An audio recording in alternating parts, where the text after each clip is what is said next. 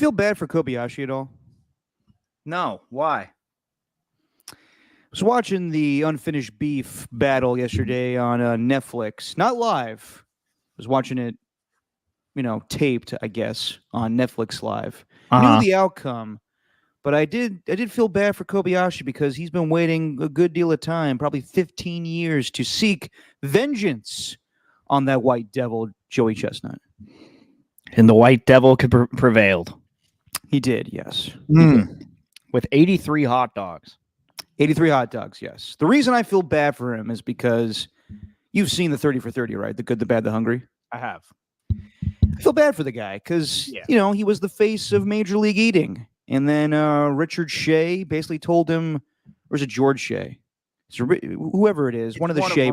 I think there's two. Well, there's the brothers, right? Yeah. So there's Richard, and then I think George is the one that does George is the one who does all the announcing and stuff like that. Richard Shea is the guy that does the analyst work when they do the broadcast. Correct. Yeah, and he's like the co-founder or whatever. Yes. Basically, he told him, you can't be an American hero, so you're not going to be the face of 4th of July anymore. And Kobayashi was like, I'll show you. Yeah. And it led to a whole thing where he was ostracized from Major League Eating.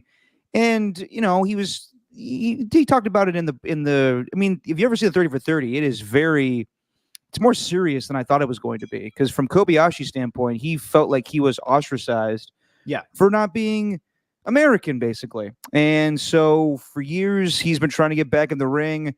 This year, Joey Chestnut felt the wrath of the Shea brothers of how dare you go and, not support Nathan's and do the vegan hot dog brand. And so they both teamed up and went to Vegas for this Netflix challenge. Joey Chestnut, hands down, wiped the floor with him. But I will say, I thought it was kind of nice. In the end, he was interviewed and he was like, the only reason I broke the record today is because I am challenged. I am motivated by my competition in Kobayashi. And he was like, yeah, and I know we've said bad things about each other in the past, but we both motivate each other. I love the competition that he brings out of me. So while it is silly and they are just eating hot dogs, 83 hot dogs in 10 minutes is crazy, I do think it's, it's kind of like a Larry Bird, Magic Johnson rivalry that I think came to an end yesterday. Is this disrespectful to say? Well, let me hear it first. I don't want to ever watch competitive eating. Okay. I will rather stick around for the result. I am one of those guys who I actually count competitive eaters as athletes. They train their bodies. They put themselves through some form of physical exertion, and there's competition involved. All things that you feel like can define a sport. And I think they are athletes. So whenever the question pops up, is competitive eating a sport? I always say yes. But I never want to watch it. I don't want to watch it. I can't watch. I remember, I have a vivid memory. There was like 3 straight July 4ths when Kobayashi was in his prime. Mm-hmm. And I remember when he kept on setting world records. And for whatever reason, on July 4th, I would always barf. Every July, for 3 July 4ths running, I was just watching that. Just after watching the hot dog eating contest and then eating a bunch of food later on, because July 4th, they used to be lit up in my area of Fremont. Not anymore. When I was 10 years old. I see. In my world, it was lit for a 10-year-old. Gotcha. But yeah, there was 3 consecutive years where I was just throwing up after every July 4th meal. I don't think that's disrespectful at all because most people say I can't watch that shit. They think they're grossed out by it. But yesterday was interesting. They couldn't dunk. They couldn't dunk the hot dogs in water. Ooh. So you didn't watch it all, huh? No. So wait, they didn't dunk. He set the record without dunking it in water or anything? He had water next to him to drink to make the process a little smoother on the old throat. But no, he could not do his. And they both did. Kobayashi was more gross, like all the wet buns and everything, and coming all slushy and shit. Gross. Yeah. But neither of them could use the hot dog. Could not be separated from the bun. They had to eat it whole. Okay. Not whole, but bite by bite, and they could not dunk the hot dog into water. So Didn't you listen to All the Rules by Rob Riggle? no, I didn't, Derek. I'm sorry. By the way, it was an all-star cast. Chris Rose, Kerry Champion, Rob Riggle, and I don't know his real name, but Eater X, the guy that usually wears the face paint, he was the analyst being like, well, here's the technique these guys use. Yeah. They went on with a bang, man. And I hope both Kobayashi said he's done. Sounds like the cast of characters for Battle Bots or whatever that show used to be. It was. Chris Rose was on that too. Yeah. Kobayashi came out and said he's done. He's retiring. I kind of want Chestnut to do the same thing because while I do enjoy watching these things, it's hit its high mark. There's nobody challenging Joey Chestnut. We had the guy win on July 4th a couple months ago, but it was nothing. I think both guys need to walk away and just live with the fame of being the best eaters of all time. Well, I guess my question with the bun dunking, though, has Joey Chestnut been wasting all this time dunking his buns when he didn't need to dunk his buns? No, I'm telling you, man, it was the drive of Kobayashi being there. That's all he needed. Wow. Yep. Competitive eating is a sport. Yep. It sure is. By the way, a sport. God, so he ate 83 hot dogs in 10 minutes. It's crazy. I ate 2 hot dogs at the Wiener Circle in Chicago, and I was stuffed. But what'd you have on them though? Were they like Chicago? All the fixings, the peppers, the pickles, whatever they put on a Chicago hot dog. It was tasty. My trip to Chicago, real quick before we get into football. My trip to Chicago was fun. It turned into me being Macaulay Culkin the first night because I was Home Alone 2 Lost in Chicago. All my friends were supposed to come in that night. They all got delayed to the next day, so I was the first person to go to the Airbnb at the setup, and I went straight to bed. Then watched college football at a bar by myself for most of the day. Then everybody showed up, and everybody loved that bar so much that I'd stay there for about 5 hours watching football. Then they showed up. We all went to other bars. By the end of the night, we went back to that bar for Malort shots. You know Malort, the drink in Chicago, the liquor? No. It's bitter as hell. God, I had it. I never drink soda, but I took a shot of that. It was so bitter. I was like, oh, give me a Coke or something. That's too sweet.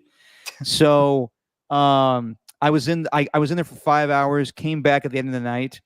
And the bartender was like, Jesus, you've been here all day. Aren't you sick of this place? I'm like, nope, my friends drove me back here. Or not drove me back here, but we walked back here. Chicago's an interesting town, man. It's not like big in the city and everything. We took a architect tour. You ever been, Steven, to Chicago? Never been. It's a fun town. I went on the architecture tour around Chicago on the boat. It was awesome. Very awesome designs for the buildings. And the guy that was running the tour basically said there is no nightlife in downtown Chicago. All of the nightlife and everything is in the neighborhoods. And he's right. Like, there are bars on every street. If you're in the suburbs or if you're in, just you live around the area, you will find a bar and people stay out late. Like, you don't want to party downtown in Chicago. You want to be kind of in residential areas. So we went out and we took the L train, tried to go to Pequod's, which is, I guess, the more authentic Chicago style pizza place. And they couldn't seat us for at least 3 days because it was that packed. So we had to get delivery from DoorDash, which was quite expensive. But Wiener Circle. You ever heard of Wiener Circle, Steven? I haven't heard of anything in Chicago. Okay. The Wiener Circle is famous. You ever seen Triumph, the insult comet dog, on Conan going to Chicago, the hot dog stand? I haven't seen him going to a hot dog stand. But okay, him and who was the overly nice Page on 30 Rock? Oh, I don't remember his name. The blonde guy? Yeah, he's a country bumpkin actor. He's hilarious.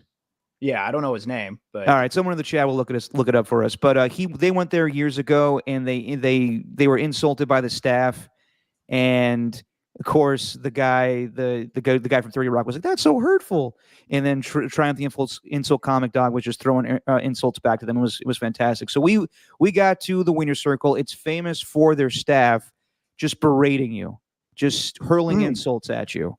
So we get there. And as we're waiting in line, I already see what's going down. There's this woman behind the counter, and she's just giving it to everybody. So the guy in front of us is like, he doesn't know how to react. I think it was his first time in there. And the woman just goes, "All right, motherfucker, get the fuck up here. You waste everybody's fucking time, you fucking bitch."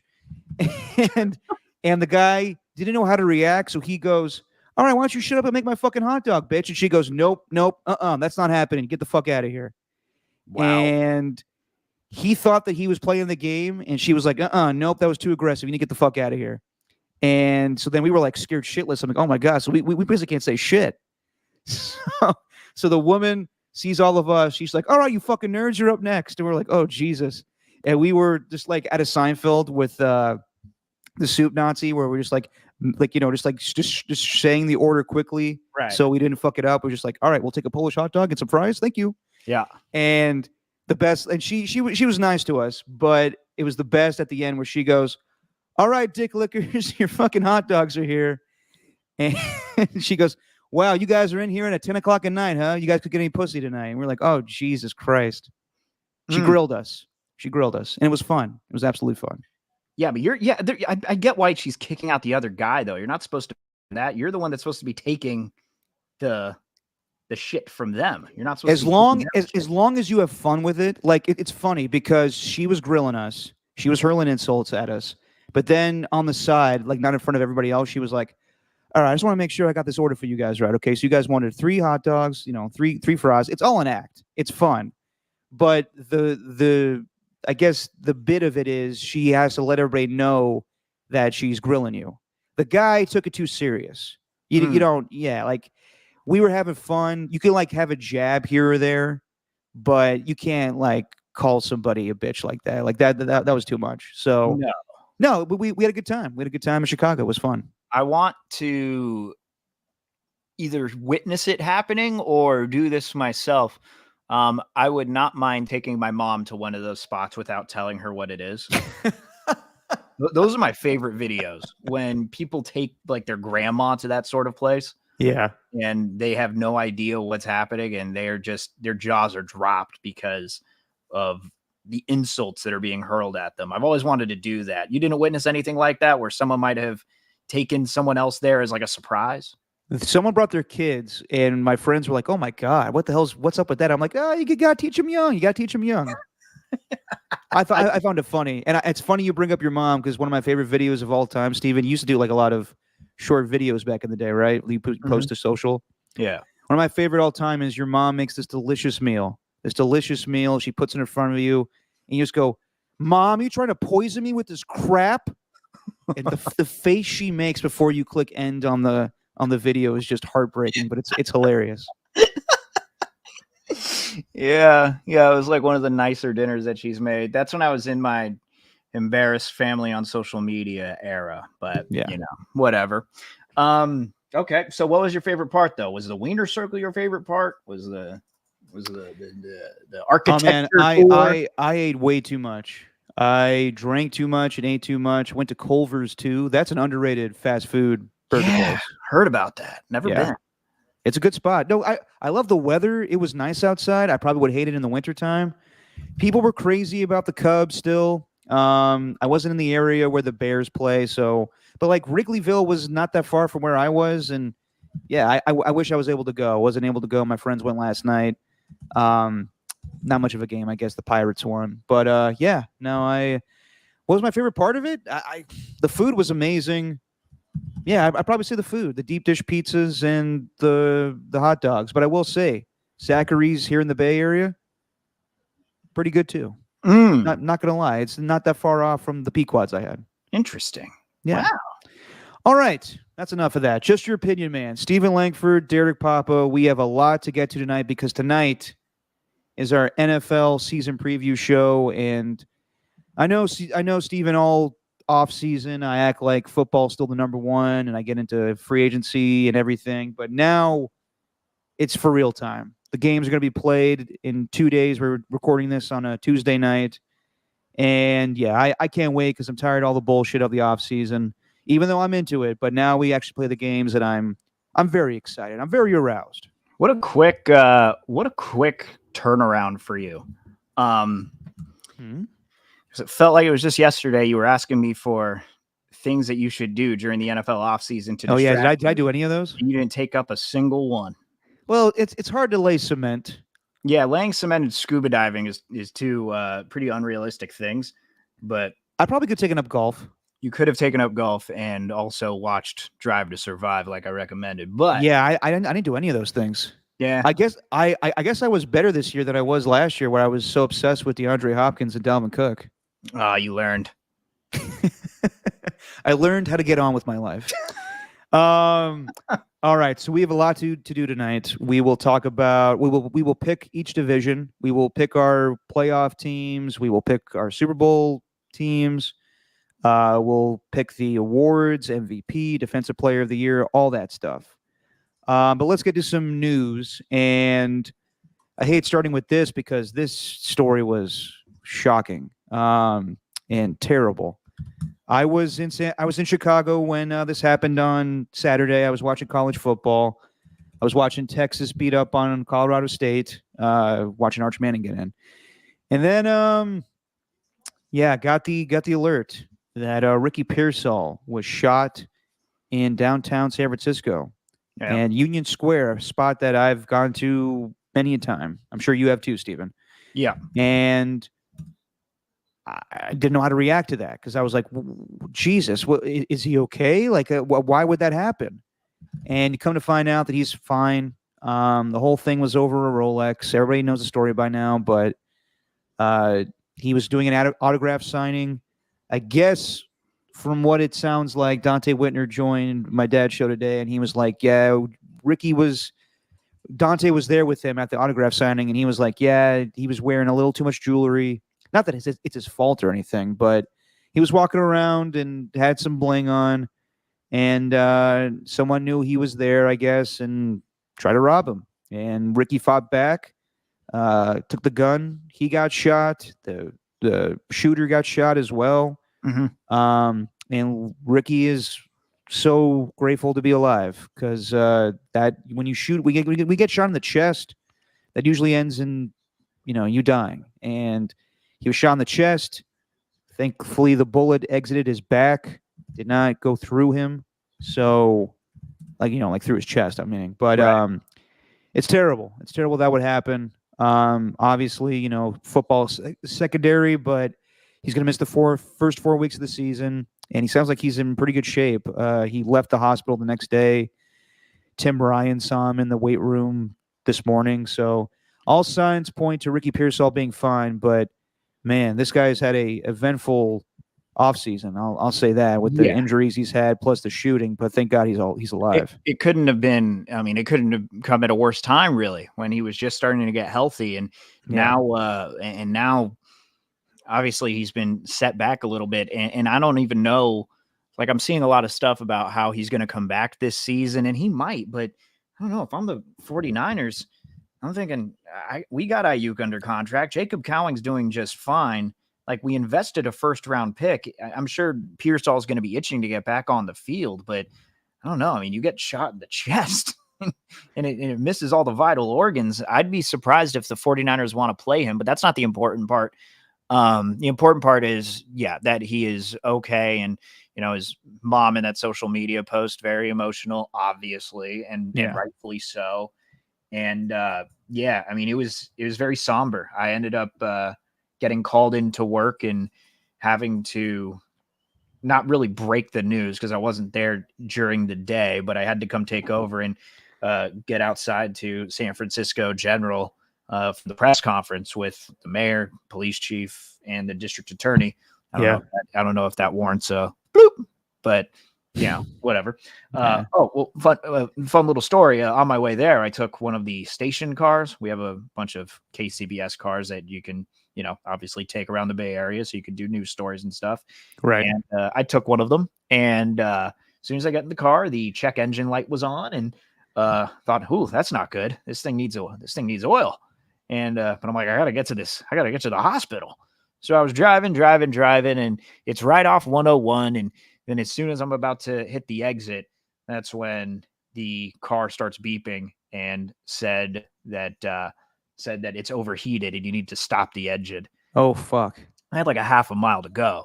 And so I stopped the car for like 5 minutes. I called my boss and I said, what do I need to do? And then we were kind of debating on that. And I turned on the car again and said, you know what? It's fine. I can make it to the hospital. But again, it was overheating. And and I just managed to make it in time and get to the scene. Just a very somber mood. And you could tell like all of them, you know, they obviously wanted to take it seriously, but there was not a sense of like, oh, this is just Worry. Yeah. Well, it's a sense of, oh, this is nothing major that happened. Like, I think if you look at the crime rates and the statistics, I don't care what anyone says about however they feel about the city of San Francisco, but Yeah. the numbers showed that the crime was going down. And I can attest to the fact that they do have a police presence around there, because after work, sometimes after I'm done with my shift, I'll take a walk around that area, specifically around Union Square. And there's a big police presence. And I think that's what was most surprising to me when I heard the news. I'm like, around Union Square? Like, there's cops around there all the time. How could this even happen? But yeah, you just never know. I mean, it's a 17-year-old. It's a 17-year-old kid. You're not going to think that this person's going to be there to shoot someone. You're thinking that this person's there because it's Union Square. It's a San Francisco landmark. Like, why wouldn't anyone be there? Yeah. So, well, yeah. real quick, just to get the end of the story, did you have to drive back with the overheated car? No, I Ubered. Okay. And you just left it there? I left it outside of the parking garage in a legal spot. All right. And actually the boss went to go yesterday. She went to go pick it up and get it towed. So, well, I'm glad that was rectified. Yes. Yes. Now my reaction to it was that's awful. Why, like, God, I feel like Ricky Pearsall's been through it all this offseason. Yeah. From injuries to his hamstring to his shoulder, and now he gets shot. Yeah. And thank God he's okay. I knew when this was going to be reported, or when it was reported, I was like, people are going to have an opinion about the city. And let me just say that, yes, there is crime in the Bay Area right now. You look around and, yeah, you know, stores are shut down, CVS's, Walgreens, because people are vandalizing shit. It happens. But I don't think that's related to what went down on Saturday. I don't think that should be the focus of man is lucky to be alive. I love when, like, conservatives get all on their high horse and be like, well, this is a lawless city. And then you're like, okay, well, then the counter argument should be liberal in saying that, well, then why did this guy have a gun? We should have stricter gun laws. No. Well, let me keep my guns. Regardless of all that bullshit and that argument, bottom line is, I feel bad for Ricky Pearsall. That's terrible for that to happen to him. I would assume that, you know, the police don't say that he was targeted because he's a famous athlete. I don't know about that. The guy must have known he was going to the autograph signing or saw that he was walking around with chains. I don't know what happened. Bottom line is, the man is lucky to be alive. Yes, Steven? I think it was after the autograph signing. He did it at an event center. Right. And then was in Union Square. I actually believe that he didn't know who he was, because even though he's a 49er and he's a professional football player, there's not a lot who would know what Ricky Pearsall would look like, and would just and I maybe they did follow him, but and maybe there were videos that were posted. I saw Debo post to his Instagram story. That's the only reason I say that, because Debo went out of his way to, like, stop videotaping where guys are. Right. So I don't know. I believe it, but also at the same time, they kept it. It's not like they said that was definitive. They said that was the belief, and there's still, you know, there's still an investigation, and they're still pouring through the video evidence and everything like that. So, you know, who knows why, but yeah, it does turn into a sad state with the city, because these conservative networks only decide to take a video of a few blocks in San Francisco, where in the reality, San Francisco is not just downtown off Market Street and in the Tenderloin. San Francisco is a massive place. It is a community. I think that's one thing I learned being on the air with Shasky and Bonte, and a little bit with John Curley producing too. But just how tight knit the community of San Francisco is, especially the natives. I mean, dude, Jesse's family, right? Her extended family, her uncle is from San Francisco, and his brother's from there as well, and they're from the Sunset District, and like they knew Shasky, like they knew them because they went to the same high school, and it's just how close everyone is. I think that people get this perception of San Francisco, and because they just see a few camera shots from a couple of blocks that aren't the nicest in the world. So I just think it gets a bad rap, and this obviously doesn't help anything. But at the end of the day, this is just some idiot 17-year-old from Tracy who decided he was going to try and grab a Rolex. Like I don't think that the city is the problem in this situation. It's the 17-year-old that's the problem. I don't think Ricky Pearsall's to blame for wearing a Rolex, and I don't think he's to blame for fighting back. I know that's a talking point too. Is like if someone's stealing your Rolex and he has a gun, just walk away. But it's instinct, man. No, and not to downplay the whole thing, but like he's got a lot of cred in that locker room now for the way he handled things, and obviously he's lucky to be alive. That's the most important thing. But I mean, you survive a gunshot to the chest, and you handle your business with a guy that's trying to rob you. He's, the hardest rookie in the in the locker room right now. So, and it sounds like he's going to be okay. I listened to the press conference with John Lynch today. Basically, just said like we're thankful that he's alive. And when we saw him in the hospital, Ricky was just like, "Hey, I just want you to know I'm not injury prone." And John Lynch was like, "Well, this is not really an injury, Ricky. This is something that could happen to any of us." But no, people have high expectations for him, and I think that everybody, give him a little leeway now. He's dealing with something very, traumatic. I do expect him to play this year. I just think that he's that tough of a guy, and I think he'll fit in fine with this team. Prior to this, I expect him to have a big role in the offense, but let's see what happens now. So, but that's the least of what's important right now. It is. And if I'm going to give my honest assessment, I didn't know what my expectations for Pearsall was before the season. If I'm being 100% honest, obviously, like you said it's way more important that he's just alive and hopefully can live out his NFL dream. But I did have some question marks around that draft pick and in the lead up to it, even taking Jacob Cowing and the Brandon Ayuk and Deebo Samuel thing, but it really doesn't feel like any of that opinion or that concern matters anymore. Yeah, of course. But people were skeptical of the pick, and the reason why I'm so high on him is because just the way that CJ Stroud was like, damn, I want that guy. He just seems like a very quarterback friendly receiver. Right. A guy that you could rely on to get a bunch of catches. And I still expect that. I wouldn't put out of the realm of possibility that Ricky Pearsall still has a fantastic season, but let him get healthy. Obviously, you survive a gunshot wound to the chest, let it heal, and it sounds like he'll be fine.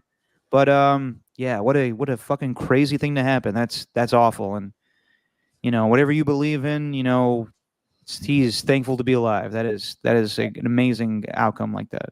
Yeah, crazy. And more Niner news. That was great news in itself. And the Niners got better news today when Trent Williams showed up.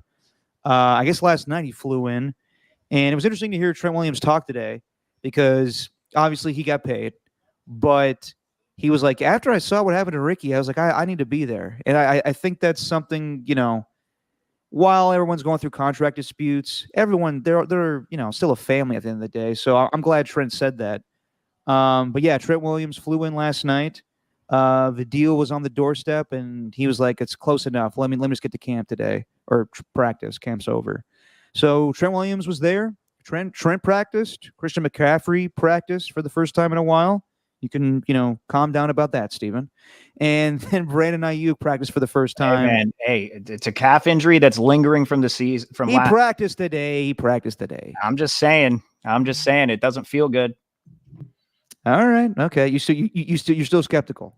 Yeah, I am, because I think they've They've had Christian McCaffrey at a clean bill of health, and I'm not wishing for injury upon anyone or anything. But when I see that he's dealing with a calf strain and immediately is taken out of training camp and the preseason, and then you look back at the new year and it's the calf strain that he was dealing with last season too. Yeah, consider me a little skeptical about his health. I think ultimately Kyle Shanahan's going to have to decrease his workload. I know you want to give him the ball as much as possible, but seeing Jordan Mason up close, if anyone ever has, he is a massive dude. I have no problem with giving Jordan Mason more carries. All right. Well, not foreshadowing anything, but we all talked about it last year. Aaron Rodgers was dealing with a calf strain for most of the offseason.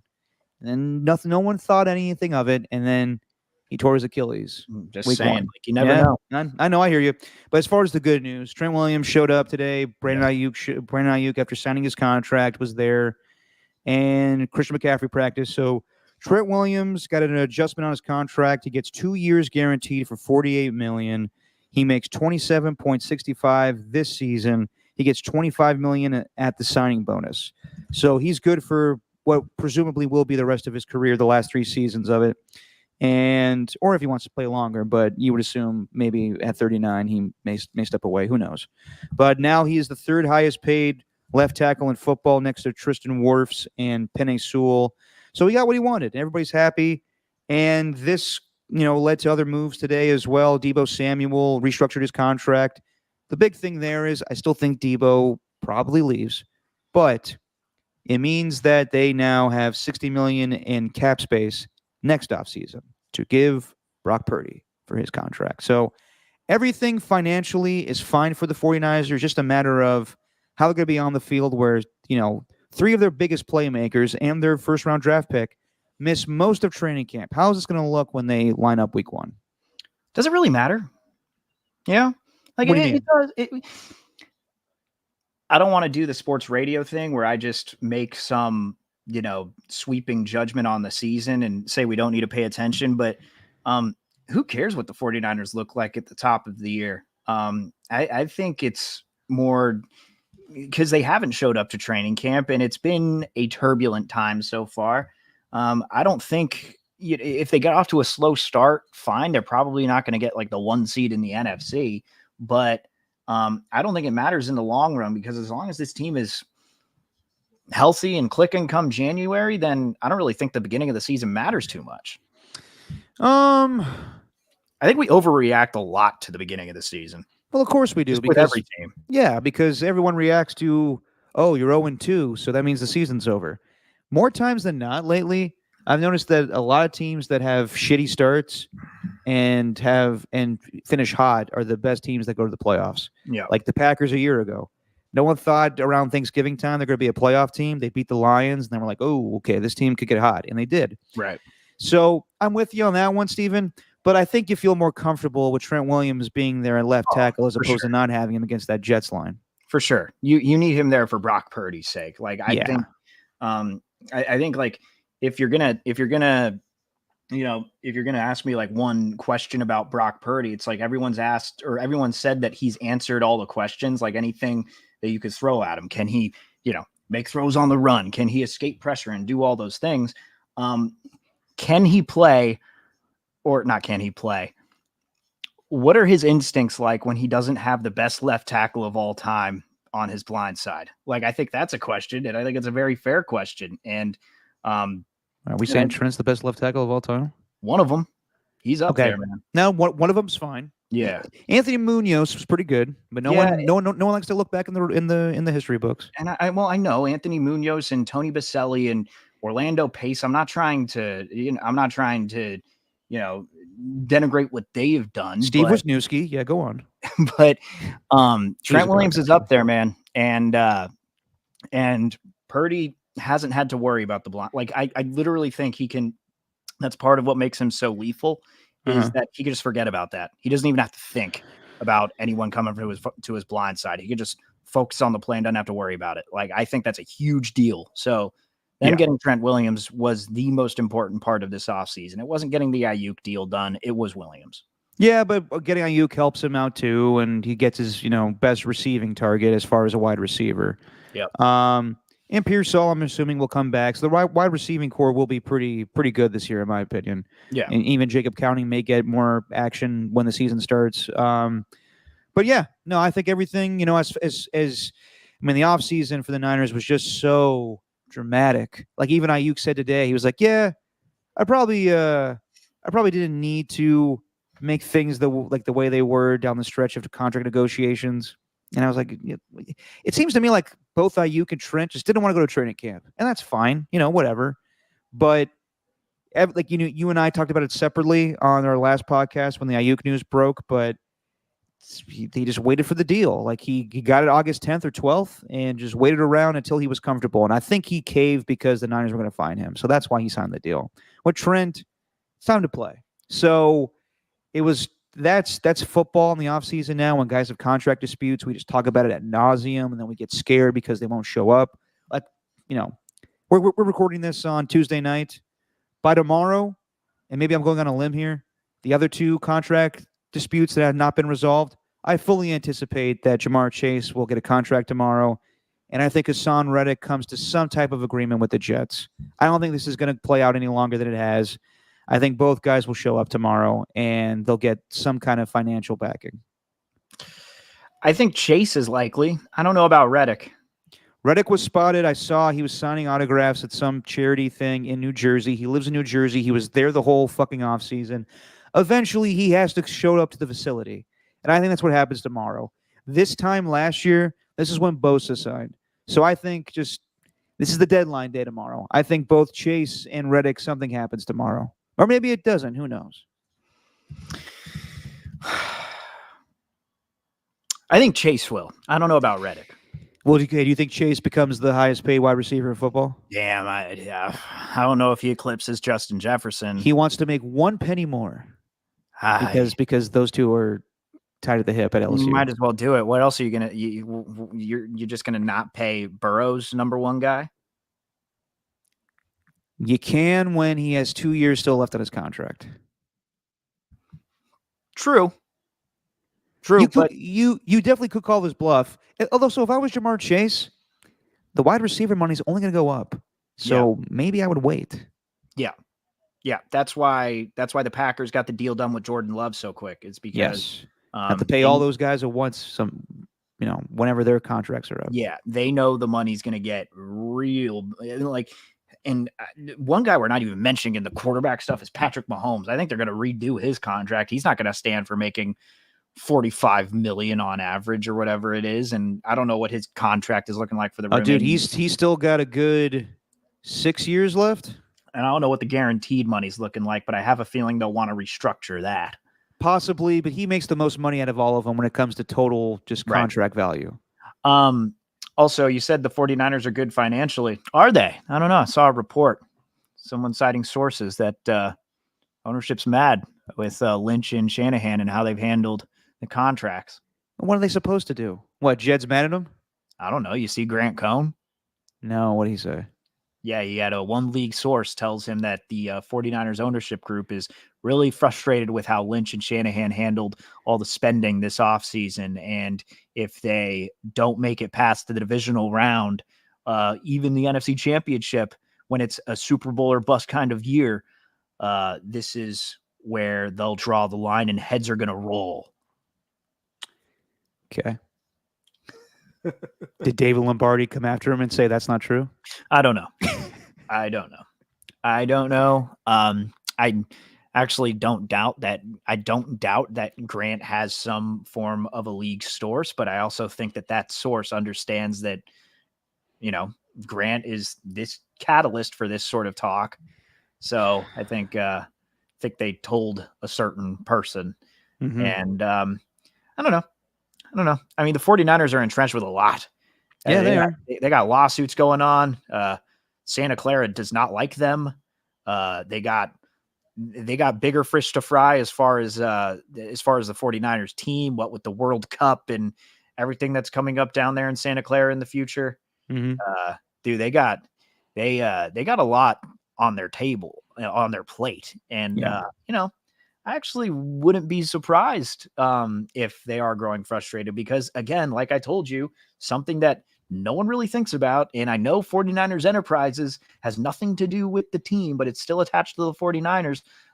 They lost a couple of $100 million with Leeds United, a soccer team that they invested in. Mm-hmm. The fact that they lost in that championship to get promoted to the English Premier League and missed out on a few $100 million. Yeah, 49ers Enterprises is going through it. Okay. But is that really like, oh, Jed's mad. He had to spend money. He won't. If he gets a Super Bowl, I don't think he cares. No, but I do think that the Trey Lance trade is kind of coming back to bite them. And if they do lose in the divisional round, like, look back at the draft history. Sure, they've gotten some like top tier players in select rounds, Mm-hmm. but as far as overall depth, it's not that great for the Niners this season. And I think the big part of that is because of their inability to draft within the first 3 rounds, with exception to, Fred Warner and maybe this year. But Isaac Guerendo's already hurt. Trey Sermon, don't even need to mention him. Javon Kinlaw, a lot of these guys just haven't, They hit on a lot of guys too, though. they've hit on a lot of guys, sure. But if that team doesn't win the Super Bowl this year, I don't know. Well, let's talk about it. So this is a perfect segue for the last divisions we're going to preview, and then we'll do our predictions. So we got the NFC West and the AFC West, and since we started with the Niners, let's go with the NFC West here. Let's start with the Niners. The biggest thing that I liked that they did this offseason was basically the offense stayed the same. They paid Trent, they paid Ayuk, and everybody's back on the offense. It seems like they got a good right guard at Dominic Pooney. He'll be starting for them. So yeah, they're just basically running it back offensively. No one's hurt at the moment. We'll see about McCaffrey. I think he'll be fine. But it looks like they are just the same 2023 offense from a year ago. My biggest question mark is the defensive line. I do not like what they did on the defensive line this last year. They really didn't upgrade. Eric Armstead, I thought I didn't mind them cutting him. I think it was time to go for him. But I don't think they replaced him with anybody great in the interior. Now, they may justify it by being like, well, we're paying Javon Hargrave all this money, so we could get like a Malik Collins or a Jordan Elliott or a lesser defensive tackle opposite him. Leonard Floyd's a good pass rusher. He's not the same guy he used to be. I would have felt more comfortable if he had like a younger guy. Like, to me, it's like Leonard Floyd is like, it's not the same because Leonard Floyd did have 10 sacks last year, but I see Leonard Floyd more as like a rotational pass rusher. This would be like the equivalent of like last year, like let's say the 49ers did not go out and get Chase Young. Like, let's say the whole season it was opposite Nick Bosa was Randy Gregory. That's how I kind of view this Leonard Floyd acquisition. Where I think Leonard Floyd's very good, but I feel he's more I feel more comfortable with him being a third down pass rusher as opposed to being your first and second down guy. So defensively, I don't know how they're going to be on the defensive line. Now, maybe they don't need much because they have Bosa, one of the best pass rushers in the league. So there's that. And also, what else did I write here? Just distractions of, how they're going to come back this year. They obviously ended things on a heartbreaking finish last year with the Super Bowl. How are they going to recover from that? Manti Te'o, we all, shitted on him, but he didn't make a good point. They might be emotionally drained from all the heartache through the years. So there's that. The Ayuk stuff, I wonder if there's hurt feelings, like they signed the contract, but I wonder if Kyle and Jen are like, God, this motherfucker put us through some shit this offseason. So there's that. They got Trent done, but just a lot of bullshit this offseason. I wonder if it all just accumulates with, not necessarily the best start to the season. Sure. And I can agree with that. I'll start with what I liked. Obviously, it starts with the free agent contracts, or not the free agents, but rather restructuring the deals. Christian McCaffrey and Trent Williams and Brandon Ayuk. Obviously, that is kind of part of the headache. So you got to take the good with the bad. And I did, and contrary to what I just said, I do think the draft looks pretty good this year. I agree that Ernie said Mufasa looks damn good. I think Malik Mustafa can turn into a player. The 49ers seem to have a knack for finding these guys. Although I do have questions with Dominique Pooney. Because if you remember from last year, the one guy that we were talking about in this same vein was Spencer Burford. And Burford was immediately a starter, or rather 2 years ago. And he was pretty much thrusted into the starting guard spot. And now he's an afterthought. So I still need to see it from Pooney. Seemed like he had great instincts in the preseason, but it's the preseason. And especially when it comes to front fours of the defense, they're not doing anything crazy. They're not going to be doing a ton of stunts. Obviously, they're not going to be starting a lot of their guys. And the 49ers do face some pretty tough offensive lines this year. But I do like that. But the number one thing is the contracts and just keeping those guys around, having that core. And my biggest concern, man, you're right, but I'd even take it a step further and go with the front seven. Linebackers too. Yeah, because the guy that we're not really talking about a lot, and why I'm not really all that confident with the Yetur Gross-Matos and Leonard Floyd combination on the other side, is because you had Eric Armstead in the interior. And I think Eric Armstead did a lot more than people gave him credit for. And I think he got a lot of unnecessary flack for whenever he played poorly. But I think he was a huge help on that side of the line for Nick Bosa. So I'm kind of wondering, what's the balance going to look like? Who's the offensive line going to be paying attention to? Is it going to be a lot of double teams on Nick Bosa? Are guys going to be having one-on-one opportunities on the opposite side? Or do they kind of just keep everyone one-on-one themselves and not double team anybody? And if a running back needs to help, then he can. Like, I wonder what that's going to look like, what the dynamic there is. And Dre Greenlaw not being on the team for the first few games.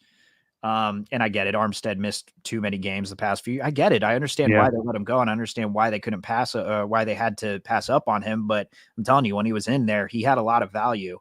And last year, if you look at it, he missed a lot of games. They were one of the worst run defenses in the league. They were not very good defensively. And you could blame that on Steve Wilkes, whatever. But as far as I know, Chris Kasarik was still the defensive line coach, and that's the guy who's ultimately pulling the strings on the defensive line. So I do have questions there. But Dre Greenlaw not being on the field, can Devondre Campbell step in and provide a similar sort of spark? Because this team plays with a very violent, energized demeanor. And I think Dre Greenlaw is kind of the engine of that. I know Fred Warner's there, but Fred Warner can't be all over the field. Like, you got to have someone on the opposite side. And I think Dre Greenlaw not being on the team for the first few weeks, I think it could hurt them. But then again, if Devondre Campbell is back to being the 2021 All-Pro that we saw in Green Bay, if you remember that was actually a pretty sweet defense they had with they had the Smiths. They had Preston Smith and Zadarius Smith, and then Devondre Campbell as the linebacker. They were sick back then. I don't know if he's going to be looking like the same player. Haven't really heard too much. And then it's the defense. All of it is defense. The question marks on this team. Diamador Lenore, good player, but he's also been picked on quite a bit.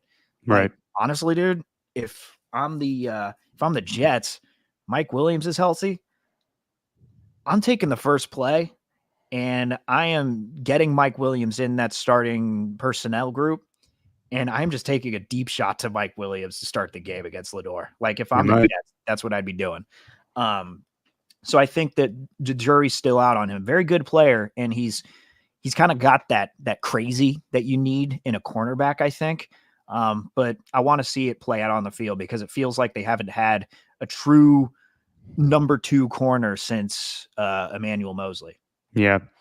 A lot of question marks with the Niners defense this year, but we'll see if it can counteract what we expect in the offense. Yeah, like what is I don't know. Is Nick Sorensen going to do something different? Is he going to bring it back to what they looked like with D'Amico Ryans and Robert Saleh, or is this just going to be the same defense that we saw last year, which, to be honest, kind of felt like a sieve, and saw that a little bit in the preseason too. Like, there's teams kind of running through them. So I think there's plenty of concern on that side of the ball. And I wonder if the defense plays well, who gets more credit, Sorensen or Brandon Staley? Oh, it'll be Sorensen. You think so? Yeah. I don't know. Yeah. I think if Shanahan actually knows there's a when to take a timeout in overtime in the Super Bowl, then you could thank Brandon Staley for that. But maybe. If he goes for it more aggressively on fourth down, he may be able to thank Brandon Staley for that. I'd say at face value, it will be Nick Sorensen, but then I'm sure there's going to be someone who does an article out there. Yeah, that's what I'm thinking, that they Like- see Brandon Staley in the booth, and he's Yeah. kind of the defensive guru genius behind this whole thing. Maybe. Yeah. But at the end of the day, it's talent that matters. I know they got to put him in the best positions to be successful. But good offense usually beats good defense. And I don't know. We've seen so much. Like I remember watching that 2019 squad, just thinking like how quickly that front four would get to the quarterback, how little time that they had to throw it.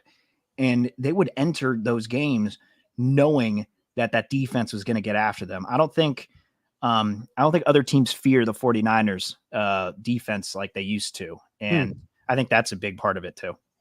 We shall see. With the Rams in the NFC West, Maybe they need Bobby Boucher. I'll get to your jersey later. Rams, what they did this offseason, little moves here or there, but I just think the biggest thing I like about them is they may have the most reliable receiving core in football with Cooper Kupp and Puka Nacua. Just two guys. I say reliable in the sense that you know that both guys could both get 10 catches in a game.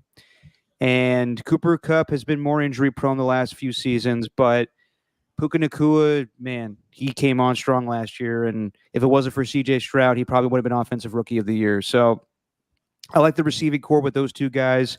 I like the additions they made defensively in the draft, getting Jared Versh and Brandon Fisk from Florida State. They could use them now. Jesus, Florida State 0-2 right now. But yeah, I just like what they did this offseason. They're kind of one of the sneaky NFC teams right now. You look at their schedule, and I think they can actually do some damage to start the season. Stafford looks healthy. They added Tre'Davious White, a long-time great corner, but he's been injury prone the last few years, so we'll see if he stays healthy. The biggest thing that I worry about with them is just simply they don't have Aaron Donald anymore. He is that big of a presence, arguably the best player in football, and he retired. I wonder if he comes back, though. That's not out of the realm of possibility. And then also, right before the season starts, they trade away Ernest Jones, who was supposed to be their leader on defense. You ask people, though, that cover the team, and they said basically Ernest Jones just got beat out. They wanted to go with younger linebackers. So that's my biggest thing with them. And honestly, I don't really have too many question marks with the Rams. I think they're actually going to be a sneaky good team this year. Yeah, I think you posed it, though. It's how are they going to replace Aaron Donald? Because a player like that is irreplaceable, but if you address the edge rusher position and the D tackle in your first two picks, then it's pretty clear like that you have a mindset there. It seemed they beefed up the trenches. They signed Jonah Jackson, who used to be on the Lions. Yeah. They signed him to a 3-year deal. They re-signed Darius Williams, who I used to like with the Rams. I'm not really sure how lethal he is now. I know he just spent a season with the Jaguars. But it seemed like they beefed up everything in the trenches. And I guess like what there's nothing that they've done that I love.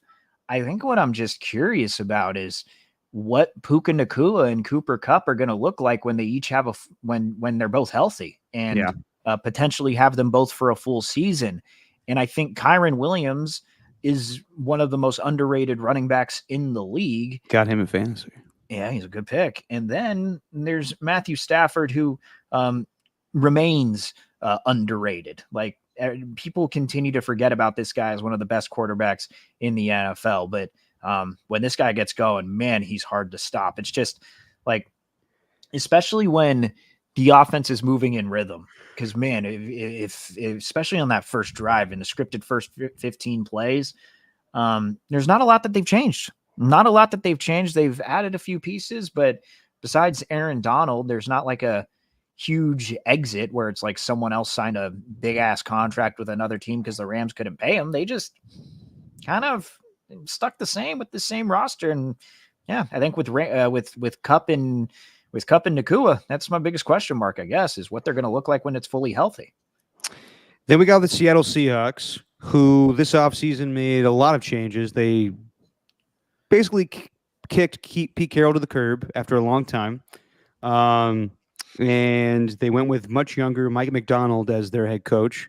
Youngest head coach in the league right now. I think he's 32, 34 maybe. Oh, I think he's 34, actually. I think he's a little bit older than me, thank God. 37. 37. Okay. He's way older than me, thank God. I hate when people younger than me have success. But Mike McDonald, they finished 9-8 the last few seasons, so they haven't been like a juggernaut, but they've done better than people expected. And this offseason, they really didn't do much. They did more stuff in the draft. Getting Byron Murphy, who I watched at Texas, I think is a big move for them on the defensive line. I'm trying to think about anything else they did this offseason that was significant. I mean, they didn't really go after any quarterbacks. They got Sam Howell to back up Geno Smith.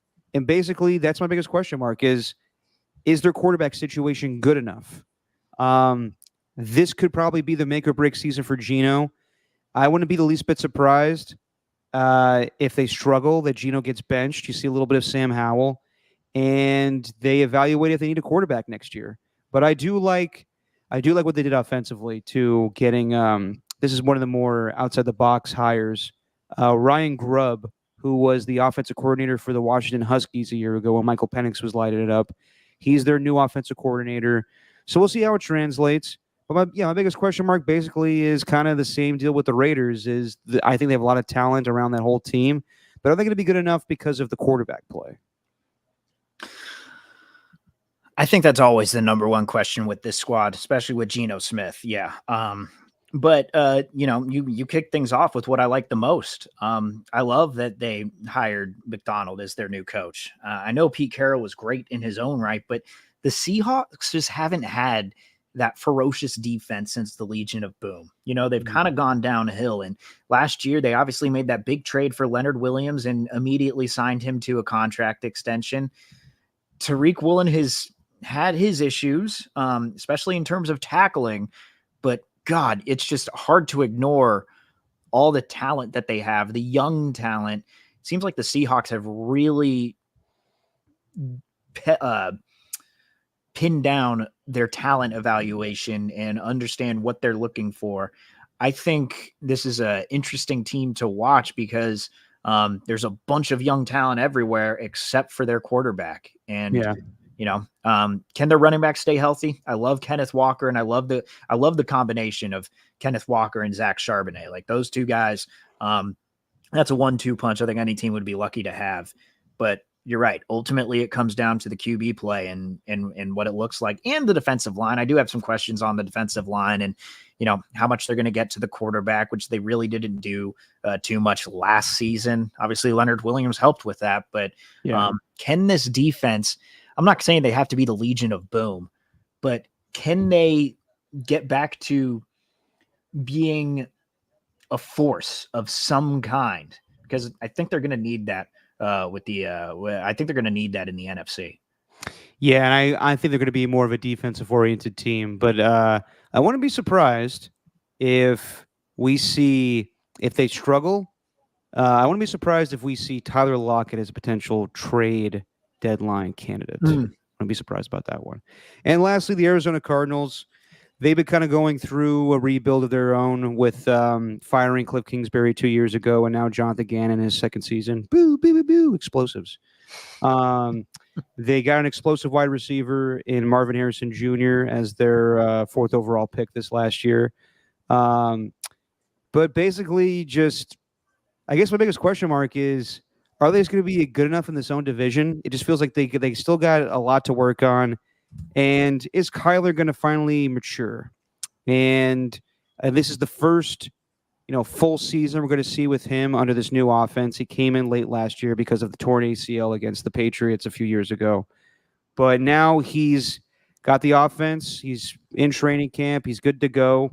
Will this be the season where they kind of dictate whether or not they want to hang on to him? Because that's a big question mark, I think, with them is, Do we want to hang on to Kyler? And I think at this point, it's time to do a contract. Like, it's better to have a quarterback than not to have a quarterback. So it's a different regime, different GM, different coach. I feel like they can make some strides this year. You saw last year what they could be against the Philadelphia Eagles, where they came back in that game and basically started the downfall. Well, the Niners started the downfall, but the Cardinals basically, made it, known how to beat the Eagles. So, yeah, I wouldn't be surprised if they're a sneaky team here or there, but I don't really have high expectations for the Cardinals this year. I think their offense is going to be lethal. I do think their offense is going to be lethal. I don't think we talk about James Conner nearly enough just because he is hurt quite a bit. He's, usually good for being hurt for a couple of games in the season, but when he's healthy, he's one of the most bruising backs in the league. I think their secondary is decent, not great.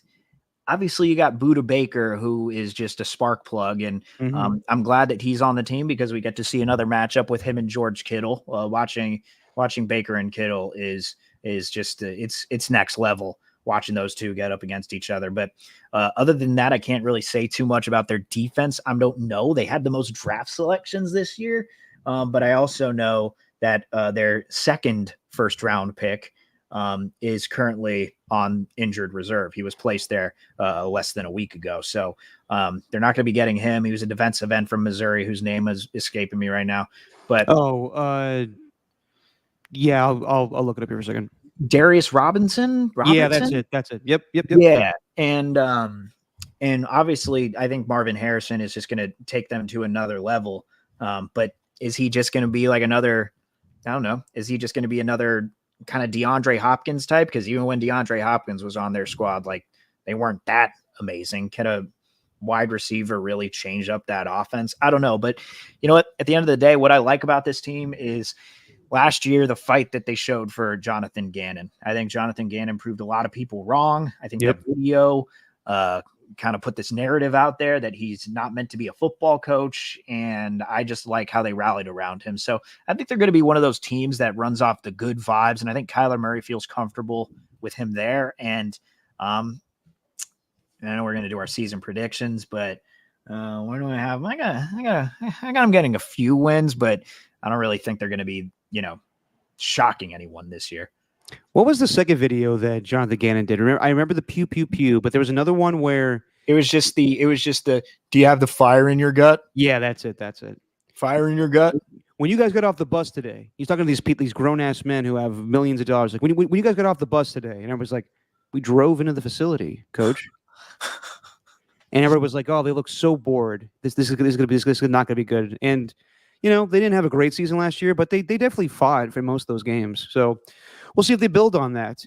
Let's go over to the AFC West now, the Raiders division. It's really the Chiefs division, but the Raiders, are in it. And let's start with the Raiders. I think the biggest thing I like what they did this offseason is they paid big time to get Christian Wilkins. He's a big-time player. Adds to that defensive line, someone to play off of Max Crosby. And I really love the defense. I think this is probably on paper the best defense the Raiders have had since 2006. I brought it up a lot of times. If you know about that defense, horrible offense, pretty good defense. So I think this is along those lines. The offense won't be as bad, but this is going to be a defensive-oriented team. And I do like the acquisition of Brock Bowers in the draft. Didn't get the quarterback they wanted. I'm sure they either wanted Michael Penix or Bo Nix. Did not happen. But they went with the best player available, and that was Brock Bowers, who we all watched at Georgia. He was incredible. Just more than a tight end. He was used in multiple aspects. I think he's going to be a Swiss Army knife in this offense. But the biggest thing that I don't like about this team, and we've said it all offseason, Stephen, is they just did not address the quarterback position. So we're going into the season with Gardner Minshew, and we got Aiden O'Connell behind him, and we'll see where it goes. I don't want to beat a dead horse. I've said what I've said. I'm not, I'm watching college football on Saturday to scout who could be the Raiders quarterback next season. And there is the potential of Devontae Adams being traded to most likely the Jets. So we'll look out for that as well. Yeah, there's not really a lot that I liked from their offseason. Their draft, I don't know.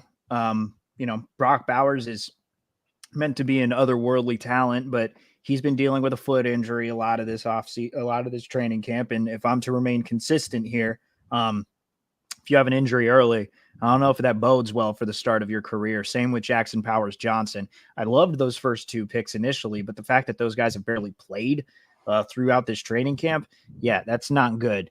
Not really addressing anything in the running back room except for maybe adding some depth for Zamir White, but I think it's a stretch even going with him as the full-time starter. I know he was really good towards the end of his last season, but I don't know what to think there. And I think there's just question marks all over the board on defense. Is Spillane going to look like a solid linebacker? I think he's a lot of fun to watch, and obviously he's got it. He's got hands, got ball skills. I don't like saying ball skills. It feels weird to say ball skills. But he's got skilled balls. He can get you some interceptions and knows where to be. But can he do that for a second straight year? And I don't like that Tyree Wilson doesn't seem to have made much progress. It seems like they almost wasted a first-round pick on him. I don't know who they should have picked instead, but it feels like that's going to be one we keep on going back to. But ultimately, it is the signing of Christian Wilkins that I like the most, because I think that's going to help a certain someone's defensive player of the year case. And maybe that's a little there you go. You season predictions, huh? You gave it away. Yeah. Oh, and another thing, can Jack Jones take that next step from being, whatever he was, 5th or 6th round pick, recently just kind of picked up out of nowhere as an Antonio Pierce guy? Is he going to be that same Jack Jones that we saw last season? Because, hey, they got some confidence, man. I'll say that for the corners. Jacorian Bennett and Jack Jones, very confident guys. Then you got Nate Hobbs on the other side. I'm interested to see what that looks like, especially when they're in their nickel or dime package. So, and Luke Getsy. I just don't know what to make of the Luke Getsy hiring. Like, I didn't want him really as the offensive coordinator. I think Patrick Graham is in for a type of season that is going to be getting him some head coaching interviews this offseason, but I just don't know with Getsy. Yeah, I mean, there's a lot of question marks, but I think the biggest one for me, besides the quarterback play, is how Antonio Pierce is going to be for a full 17-game season. Mm-hmm. If things don't go well, is the rah-rah stuff going to get old? Because it's fun when you guys, have cigars in the locker room, but when things are getting shitty, how is he going to respond to that? Is it going to be more than just saying the old slogans of back in the day of just win, baby, and committed to excellence and screaming Raiders at the top of your lungs? Can you galvanize the locker room to the point where you have to cuss everybody out and be like, you guys aren't playing hard enough? So we'll see where it is. I think, honestly, the Raiders are kind of in a similar situation as the Seahawks, where they have built up a defense, but they haven't pulled the trigger yet on a quarterback. And I think that's fine for everybody right now attached to the team. Maybe Max Crosby gets frustrated, but he's there. He's not going anywhere. Devontae's the guy where I could see him being like, guys, this feels like we're rebuilding the last 2 years, or competitive rebuilding. And I want to go to a team where I'm going to win now. So we'll see where that goes. I'm like, it's not good when I'm looking at, or when I'm watching USC and LSU and thinking, that USC quarterback might not be too bad in Vegas. Him playing on that field at Allegiant Stadium, but in a Raiders uniform. Dude, there's a lot of good. I mean, I was watching the Miami quarterback. He looks good. Cam Ward, yeah. I've been watching a lot more college football for the quarterbacks this year, because there's a lot of good ones. Jackson Dart. And I saw someone today go, should the Raiders tank the next 2 seasons to get Arch Manning? And I was like, Jesus, let's wait on that. I don't know when the hell that kid's going to play in a fucking college football game. Yeah. Leave that to the New York Giants or something. Yeah, exactly. And then there's the 2-time defending champs, the Kansas City Chiefs. Not much needs to be said, but I think they got better than the previous 2 teams than they did this offseason. I think the receiving core is the best it's ever been since getting rid of Tyreek Hill. They went out and got Hollywood Brown, who is, not Tyreek Hill, but a kind of the player that you want to replace him with.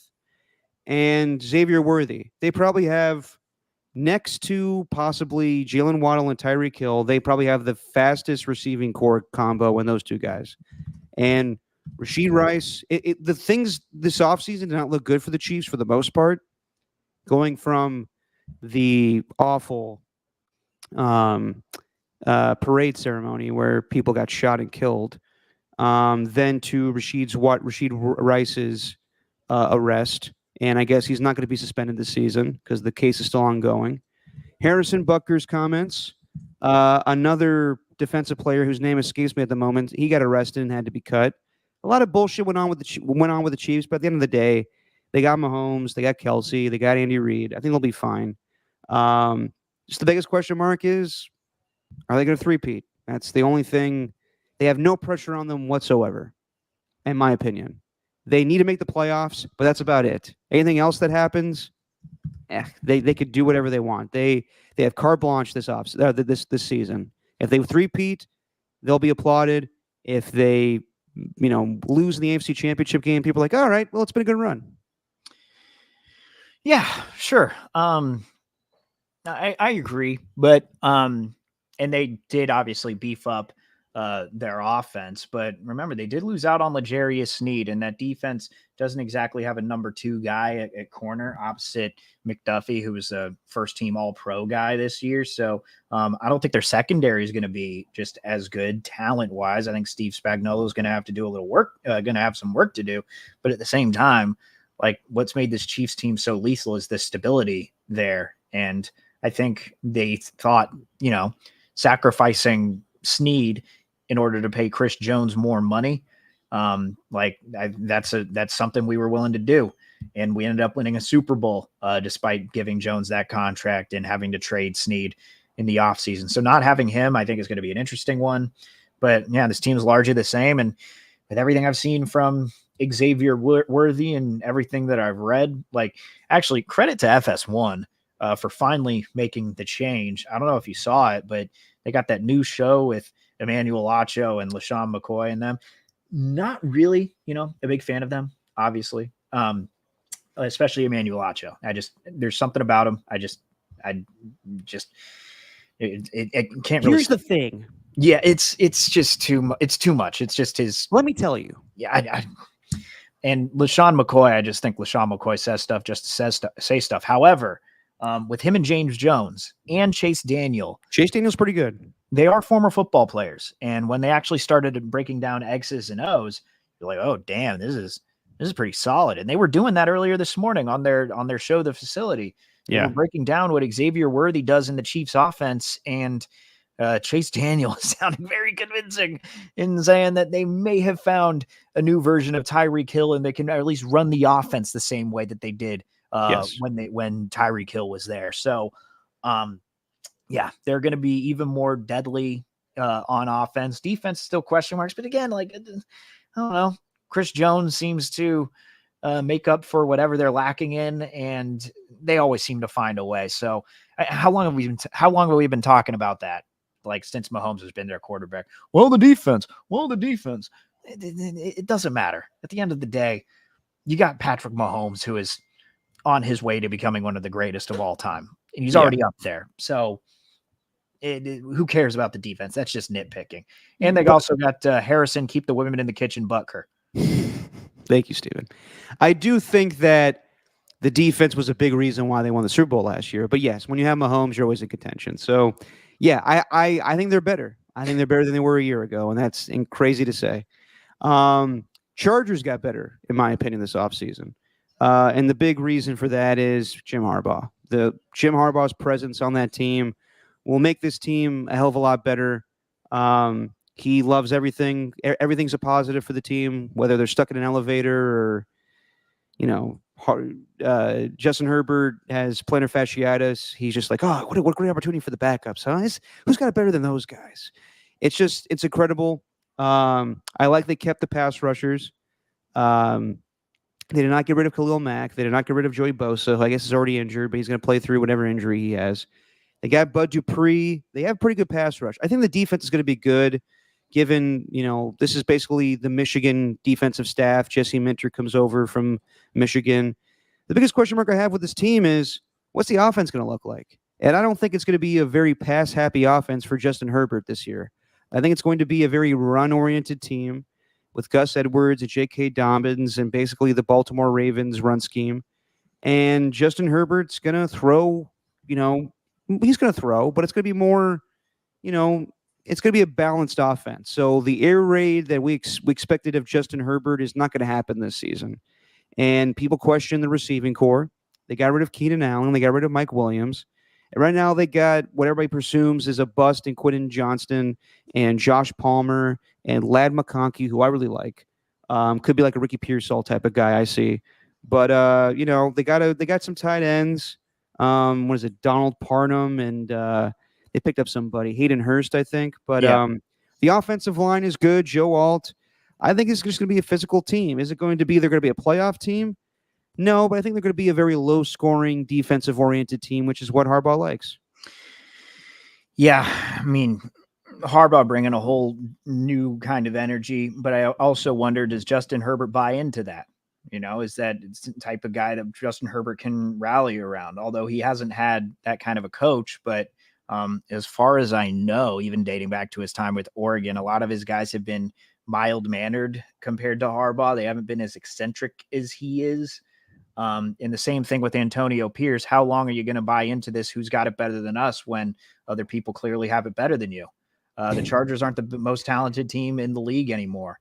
And, I think it goes without saying the wide receivers and, without Austin Eckler there having to carry the rock 300 times a game, like what are they going to do in the offensive side? But on the defensive side, you'll see last year, there was a significant drop off for one of the league's best and really one of my favorite players in Derwin James. And he used to be able to play that role kind of like the Kyle Hamilton or Jamal Adams on the Seahawks a few years ago, where he's essentially like a safety linebacker hybrid. I don't think Derwin James had really the chance to do that last year because they are lacking at the linebacker position and they didn't have the luxury of being able to play him all over. What's that going to look like? Their defense is really, I think it's one giant question mark. Khalil Mack was awesome, but I think his numbers were kind of inflated because of that unbelievable game he had against the Raiders. And that's really where he started to take off. Joey Bosa is never on the field. Bud Dupree is Bud Dupree. He hasn't really stood out since his time in Pittsburgh. And I remember when he was drafted there, which is kind of crazy. But yeah, and then there's, they got pieces, but can Jim Harbaugh change all of that? And can he, the word we always use is galvanize. Can he get them to the point where they're playing as a cohesive unit? Because last year, I don't really think they were. And so I do have questions around that defense, but and literally, like, I don't know if they're going to be good. I don't know if they're going to be bad. I just kind of think I need to wait and see with that. And lastly, the Denver Broncos. They wanted to cut bait with Russell Wilson. I don't think Sean Payton ever really wanted to coach Russell Wilson. So I think he just wanted the power of the job. So he moves on from him, and they got their quarterback, Bo Nix. And that's the biggest thing I like about this team is I was skeptical about Bo Nix. I saw him in Oregon. I really didn't know what to make of him. And just watching some of the preseason games, I know it's just preseason games, but I've been impressed. And I think that Sean Payton has found his guy. And, if you're a Raider fan, you're kind of upset because you're like, so the Broncos found their quarterback before the Raiders did? That's kind of not good, not promising for what could be in this future of the AFC West. It seems like the other teams have found their quarterbacks, and the Raiders are still waiting to see what they can find. They haven't replaced Derek Carr yet. So, yeah, I like that the Broncos found their guy of the future, it seems like. But we still got to see him play. We'll see how the offense looks with him. I don't really buy the quarterback of the future just yet. All right, fair enough. Yeah, that's probably a little presumptuous by me, but he has looked good. And I guess this is the guy that Sean Payton wanted all along. He always wanted Bo Nix. But then if you ask him, would you have preferred Michael Penix or obviously Caleb Williams? He probably would have said, well, yeah, of course, but we were being reasonable and feasible. Mm-hmm. I like they kept Cortland Sutton. They easily could have traded him to the Niners, and the Ayuk deal would have been very different. But I guess the biggest question mark I have is they're just very inexperienced. They're just a very young team. and they got one of the best corners of football in Patrick Surtain the second. They got a good defense, looks like, but yeah, just a lot of youth on this team. It's a young and upcoming team. I don't know about the defense. I think that's my biggest thing. Outside of Pat Surtain, like, who's the stud on this squad, even on the offensive side of the ball? Baron Browning. Like, they seem to. No, he could be a good pass rusher. They got pieces, but I just don't know, like, who's the number one guy. Like, I don't know if you're like Pat Surtain is, but other than that, like, is there anyone at any position who you could arguably say, yeah, I'll take him over anybody? Like, there's not many of them on this team. And I don't know. It's just, is this, as far as on paper, like, are they just going to be some mediocre defense? Do players feel some type of way about Sean Payton that were maybe there during the Russell Wilson era? I think that's something. Maybe he found his quarterback, but I'm not going to trust my eyes watching the preseason again after I watched the Pittsburgh Steelers last year and saw what Kenny Pickett turned into. I know it's a different coaching staff. I know it's not Matt Canada, and I know they're not going to be changing offensive coordinators mid-season, and I know Sean Payton's a better coach, but I'm not a Bo Nix believer, not until I see it in the regular season. All righty. All right, so there you go. We've done Javonte Williams. I love Javonte Williams. I'll say that. I do love that running back. He runs really hard, and he's a good blocker. Yeah, they got rid of Samaje Perine, who goes to the Chiefs immediately. He's going to fill in for Clyde Edwards-Helaire for the time being. Clyde Edwards-Helaire. All right, we went through. It makes him sound all French and shit. Clyde Edwards-Helaire. Clyde Edwards-Helaire. All right, we did every team. We did every division preview. Let's pick it, Steven. Let's do it. Let's finally do this thing. It is time for our 2024 NFL season preview. Should we have music for this? No, we don't need music for this. All right, let's do it then. All right. Where do you want to start first? Do you want to start it with the East and then move our way to the West? Let's do it. All right, let's start in the AFC East. We went through it, Steven. This division has been dominated by the Bills. The Bills made a bunch of changes this offseason. The Jets are just trying to get this Rodgers era started. The Dolphins want Tua to explode, to be worth of that contract. And the Patriots are just trying to figure things out. So when you see this division, where you see it stacking up, who wins it, who finishes last, what's the order you got? I do see this being a really strong division, and I am just operating under the assumption that, as I am with a lot of these records, that these guys stay healthy and there's no significant injuries to the team. But I think the Jets are primed to take the top spot in the AFC East. I think the Bills are going to be right there. I do have the Jets at 12-5, leading the division. I think the Bills are going to be right there at 11-6. And the Dolphins, God, they're going to be putting up a lot of points, but I don't know what to make of their defense. I do have the Dolphins winning 10 games, so that's good enough. So you have 3 teams making the playoffs? I do have 3 teams making the playoffs from the AFC East. Yeah. All right.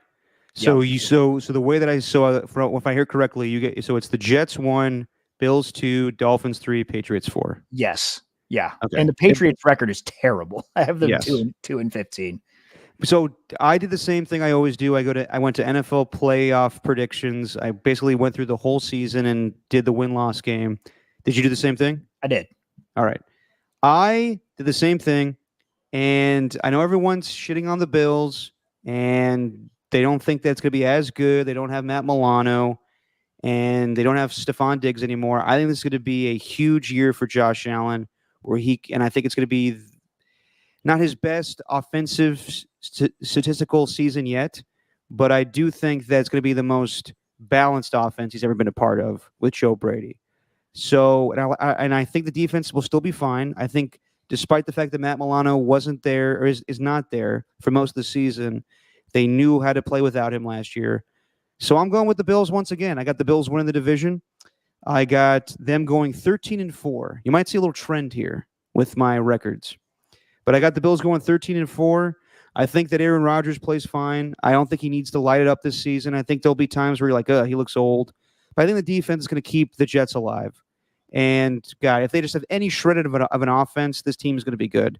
So I got the Jets going 12-5 and being a playoff team, going second in that division. And I think that there's too many defensive injuries for the Dolphins. I think they're going to shit the bed in December. I got the Dolphins going 9-8 and missing out on the playoffs. And lastly, I got the New England Patriots. It's going to be a growing season. We will see Drake May play, but I got them winning just one game, going 1-16. Yeah. God, it's so hard to do the predictions with the Patriots with teams like that. Yeah, With it's the tough. Patriots, the Giants, the Panthers, and the Commanders. Those are the 4 teams that I really struggled picking games for. Not a lot of talent there. But also doing the Jets, like I was surprised at how many wins I had them at when it was all said and done. But as I'm going in them, I actually did take some time when I felt like maybe damn, do I really have them going with this record? And I looked back at it. It's like the Jets don't have that hard of a season. And I just have them winning the division by a fraction. Yeah. The Bills, I think, have some interesting games, and I'll tell you this, one of those Bills wins, I personally do have them winning that game against the 49ers coming off the bye week. I do as well. All right, let's go to the NFC East. So we all know the storylines a year ago. Eagles shit the bed. Cowboys won the division, but they shit the bed against the Packers in the playoffs. Giants, their offseason was all over Hard Knocks, and the Washington Commanders went with Jaden Daniels as their franchise quarterback. Steven, how do you got this division lining up? I got the Eagles atop the East, 11-6. And when we did our AFC East predictions in our season preview, you'll have noticed that the Cowboys did not do much to add to whatever they had on their roster. Sure, they got Trayvon Diggs and coming back, and Deron Bland obviously went nuclear, but I don't think he's going to have the same type of season again. So I think the Cowboys are going to go 9-8 this year. And miss the playoffs? I think they are. I don't think they're going to be as dangerous as they were at home last year. Okay. Home is where their bread and butter was. They were 8-0 at home last year. I don't think it's going to be the same way. So I got the Eagles 11-6. I got the Cowboys 9-8. I got the Commanders 6-10. And you're going to love this one, Derek. 6-11. 6-11, excuse me. I got the Giants 1-15-1. Who they tie with? Colts. Oh, why'd you pick that as a tie? I think it's going to tie. All right. There's going to be one tie this season, and I said it's the Giants. It's going to be the Giants. I don't know who against. And then I saw the Colts. Right. I'm okay. I'm writing that down. Giants, Colts. That Steven has that as a tie.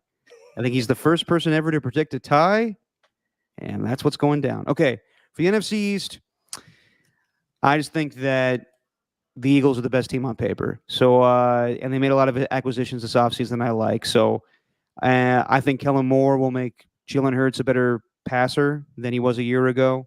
So, I'm going to go with the Eagles. I got them going 13-4 as I did the Bills. I still think the Cowboys will make the playoffs. I still think they're a good team. Are they a great team? I don't know. But I got them going 11-6. I got the Giants going 5-12. And lastly, I got the Washington Commanders going 3-14. I think it's going to be just a year of growing pains for the Commanders and Jaden Daniels. All right, let's go to, we'll save the West for last. So let's go to the Norths. Let's start with the AFC North, Steven. Who do you got winning the AFC North? I just think having Joe Burrow back is going to do wonders for the Bengals. I have them going 13-4. I got the Ravens going 12-5. I got them going second. I got the Browns 10-7. Ooh. I got the Steelers. I don't know how I ended up with this, to be honest. I got the Steelers going 9-8. You and I are not that far apart. I have the same exact thing with a few adjustments record-wise, but it's the same thing. I got the Bengals going 13-4. I got the Ravens going 12-5. I got the Browns going 11-6.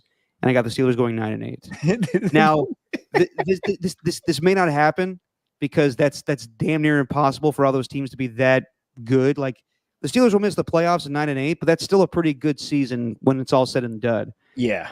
But for all of them to get a winning record and that amount of wins, that'll be very interesting. But yeah, I'm with you. I think that Joe Burrow is going to be healthy. I think the Jamar Chase situation gets rectified.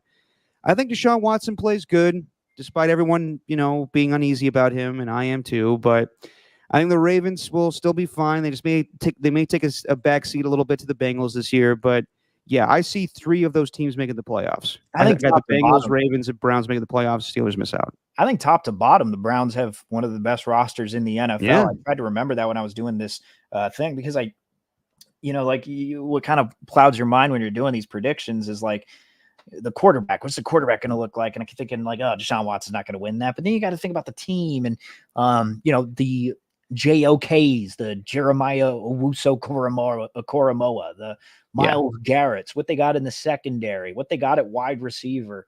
I actually had them at 9-8 in first, and I was like, 9-8 doesn't feel right for the Browns. Like it feels like it should be higher than that. And then I went back and looked and saw I had them losing to the Raiders, so I changed that. I was like, come on, Steven, that don't be biased. They're not going to beat the Browns. I definitely had moments when I was doing the pick'em game. I was like, Raiders can win. Nah, Raiders can't win that game. What am I talking about? So you'll see what I picked when we go through the AFC West. All right, NFC South. The Falcons are the big sexy team this offseason. Saints, we had high expectations for Derek Carr a season ago. That didn't happen. Buccaneers, basically the same team as a year ago, and they always win this division. And then you got the Panthers, who are waiting for Bryce Young to do something. So, Steven, where do you see the NFC South going? I got the Tampa Bay Buccaneers winning the division in a tiebreaker with the Atlanta Falcons. I got both of them going 10-7 this year. Okay. Then I got the Saints going 6-11. Then the Panthers 3-14. Damn. I think the Falcons are going to be good. And as the other division winners, I don't know how I came to this total. I don't think they're going to win this many games, but when I did the pick'em thing, this is what came out. I got the Falcons going 13-4. I got the Saints going 7-10. I got the Bucs going 5-12, and I got the Panthers going back-to-back seasons where they just win 2 games, going 2-15. Wow. Yeah. And despite them going 13-4, I do think Michael Penix plays a little bit down the stretch because they wrap up the division. 13-4 for the Falcons. Yeah, I know. I know. Derek. That might be a little much, but they could do it too. They have a lot of talent on that team. I mean, yes, they do, but 13 wins. Look at their schedule. I did. Well, I know you did, and you got them going 10-7. Yeah, tied with the Buccaneers. I think I was overrating the Buccaneers, to be honest. Are they a playoff team? Yes, they okay. are. Well, they are getting in on the 7th seed. Okay, we'll go through that at the end. All right, and let's do the Souths. We're supposed to do the North there. Okay, AFC South. We'll do the AFC South. We'll do the NFC North. Okay, AFC South. Texans, the big sexy team. Jaguars, the team that we expected to win this division a year ago. Colts, finally getting Anthony Richardson. Titans, how are they going to look with mayonnaise? Will Levis. Steven, how do you see things going? From what I remember, the Jaguars, when I was at least doing this thing, was they had a pretty tough schedule. So I'm not that high on them this year. I got the Texans winning the division, 12-5. Ooh. Then I got the Jags. It's a steep drop-off. I got the Texans being the only team in that division to make the playoffs. I got the Jaguars going 9-8. Yeah. And the Titans 4-11. Or not 4-11. What the hell am I talking about? 4-13. 4-13, excuse me. And then I got the Colts going 4-12-1. Oh, there you go. That's high. I got the teams going a little bit better. I'm not as high on the Texans as everybody else. I think that last year they were very good, but they'll have a tougher schedule with finishing first in their division. I got the Texans. I think it's gonna be a tight race between them and the Jaguars. I got the Texans going 10-7. I got the Jaguars going 9-8. I got the Colts going 7-10, and I got the Titans going 5-12. So Texans make it, but it's on that 18th game that they get there. All right. Yep. And then we got the NFC North, where the Lions were everyone's darling a year ago.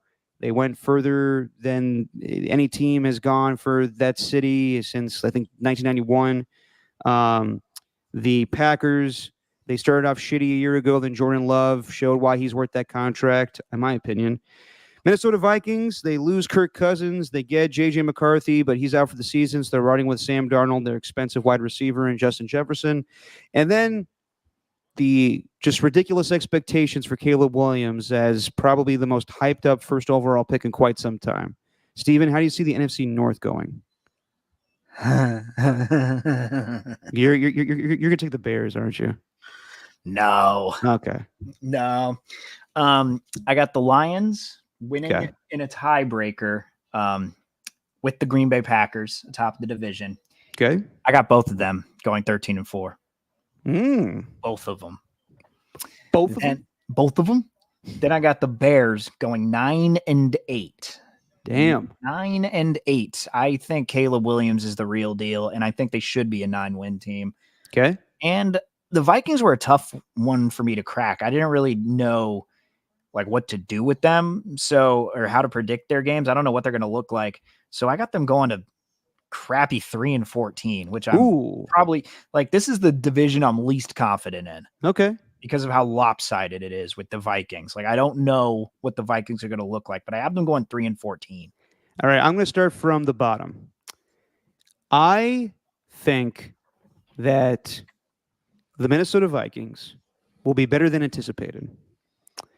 But it's tough with, Sam Darnold, I think, will have a good season, but not a great season. I think Kevin O'Connell is that good of a coach that they'll win some games, but not enough.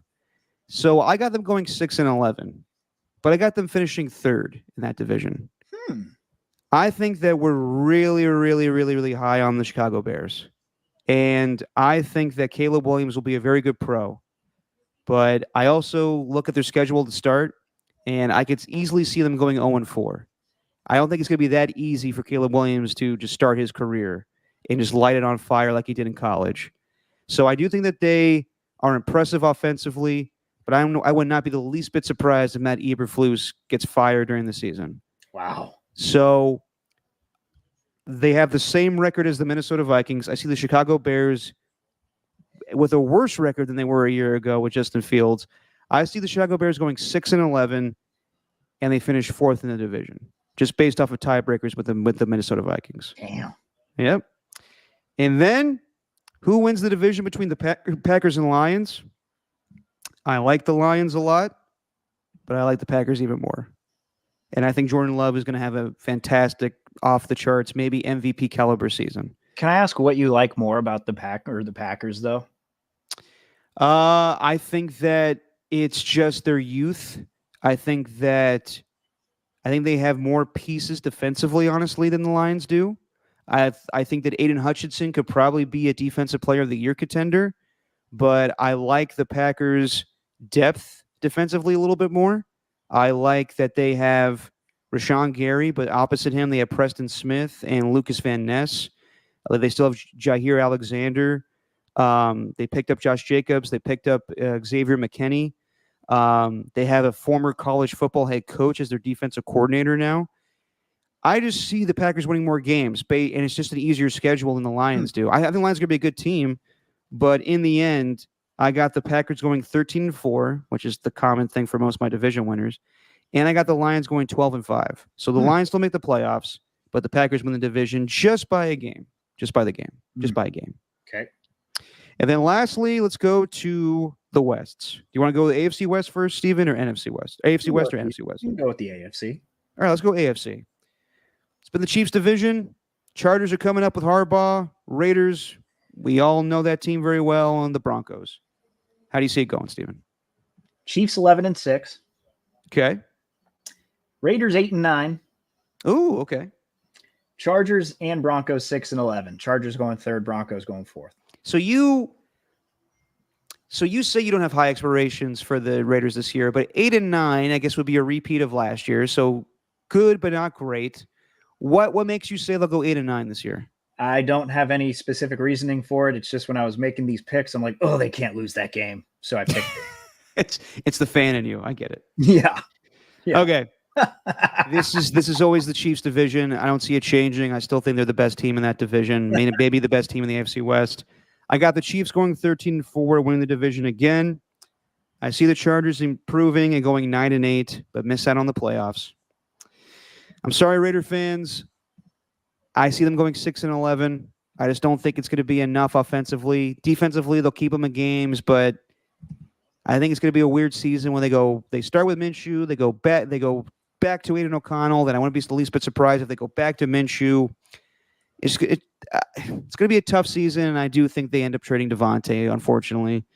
And then lastly, I got the Broncos going 4-13. So some promise for Bo Nix, but only a few games. So yeah, Chiefs 1, Chargers 2, Raiders 3, Broncos 4. Yeah. Nice. And then lastly, we got the NFC West. You know, can the Niners repeat? And well, not repeat, but go back to the Super Bowl. What about the Rams? Are they a sneaky up and coming team, even though they were just in the Super Bowl and won it a couple years ago? Are the Cardinals coming up? Are the Seahawks coming up? How do you see this division going? I got the Niners going. Sorry, Aram's mad at me. Boo this man. Come on, Aram. I'm just being real. I hope I'm wrong. I got the Niners going 11-6. Okay. I think they really do have a tough schedule this year, at least with teams coming off buys. Like the Chiefs and Bills just feel like losses. I don't see them getting a win in week 1 against the Jets either.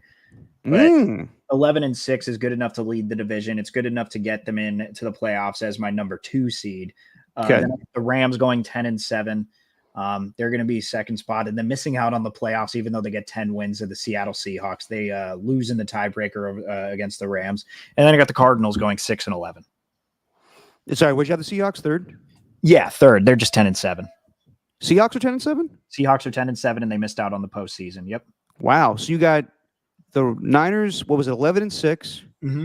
Rams 10-7? Yeah. Seahawks 10-7? Yeah. Damn. And Cardinals. Okay. Yep. I think it's a little differently. Kind of. I got the Niners, another division winner, going 13-4.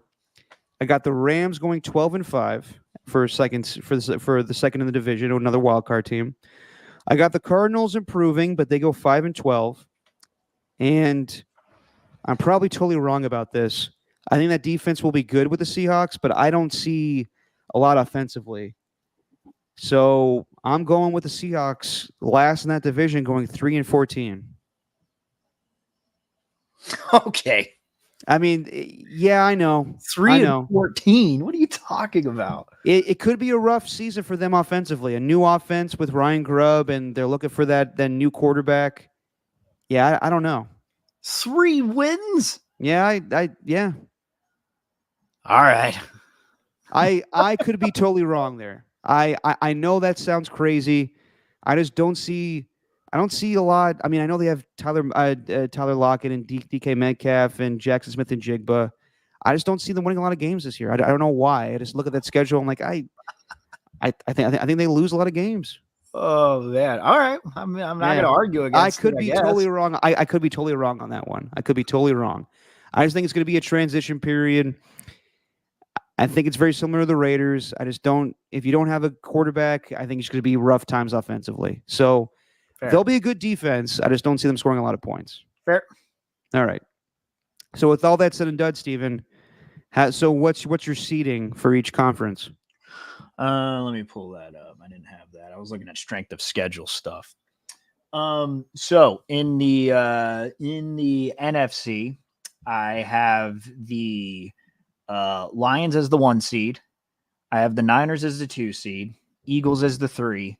Bucks as the 4. Those are the division winners. Feels okay. kind of I don't know. Don't feel like I'm going anywhere. Doesn't feel like I'm really going out on a limb with that. Maybe the Lions being the 1 seed, but the usual suspects there in the top 4. Okay. Then I got the Packers as the 5 seed, the Rams as the 6 seed, then the Falcons as the 7th. Gotcha. Okay. In the NFC, I got the Philadelphia Eagles as the 1 seed. I got the Niners as the 2 seed. I got the Falcons as the 3 seed. I got the Packers as the 4 seed. Lions 5th. Rams 6th. And Cowboys 7th. Okay. All right. And who do you got as your seeding for the AFC? So in the 1 spot, I got the old Bengals. They were my only team going 13-4 in that division. The 2 seed, the Texans, 3 seed Jets, 4 seed Chiefs. Okay. And who are your wild cards? That is going to be the Ravens in the 5th spot, the Bills in the 6th spot, and the Dolphins in the 7th spot. All righty. Somehow, some way, even though getting rid of a lot of players this offseason. I got the Bills as the 1 seed. I got the Chiefs as the 2 seed. I got the Bengals as the 3 seed. I got the Texans as the 4 seed. I got the Jets as the 5th seed. I got the Ravens as the 6th seed. And I got the Browns as the 7th seed. How about that? All right. And who do you got as your MVP this year, Steven? Oh, this was, I don't know. I know Mahomes is like the favorite, but I don't want to go with Mahomes. Yeah. I don't want to go with him. You know what? I'm going to go for it. I am going to say that with this beefed up offense, I think his team's going to win a lot of games this year. CJ Stroud, MVP. All right. 25. I'm going to go with Jordan Love. Wow. I think Jordan Love has a off the charts passing love season. That guy, man. I do. I think that he lights it up for them. I was thinking about Josh Allen, but I don't know if he's going to put up the stats to give him MVP. So I'm going to go with Jordan Love for MVP. All right. Then I go. What do you got for Defensive Player of the Year? Well, I gave you an inkling of what it was. Oh yeah. I think it's I have a pretty good track record with these defensive players of the year now, and I think it's Max Crosby's time. He's gotten 320 pressures. That's more than anyone else since he entered the league. He just hasn't gotten to the quarterback because he hasn't had any help along that defensive line. And Christian Wilkins, boy, when they are going to be using him in stunts, I think Crosby is going to get to the quarterback and lead the league in sacks this year. When looking at the decoy, it's always about the sacks. So Max Crosby, Mad Max, man. Max Crosby is going to be my guy. Gruden's trying to come in our YouTube territory. You see yes, that? He is. Yes, he is. We need to get him on the pod. Well, we'll definitely have to see what clips he's got going on YouTube. That's definitely going to be some fun material. So you have Max Crosby winning Defensive Player of the Year, but the Raiders not making the playoffs. Correct. Okay.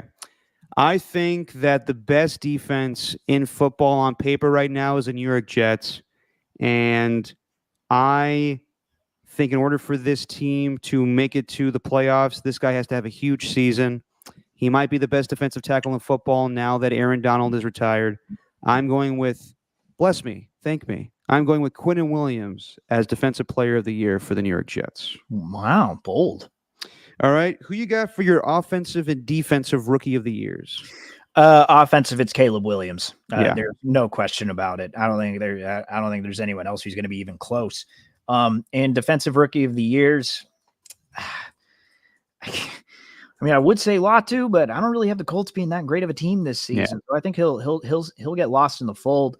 I think Jared Verse is kind of pretty well set up here to win defensive D-Roy rather. Yeah. So I think Jared Verse is going to get it.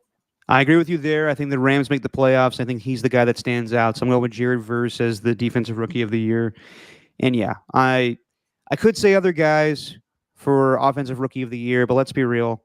If Caleb Williams has any good passing season, I think it's going to be very similar to like when we thought Josh Jacobs should have won it in 2019 or A.J. Brown, but instead they gave it to Kyler Murray. I think Caleb Williams is probably a slam dunk for offensive rookie of the year. Yeah.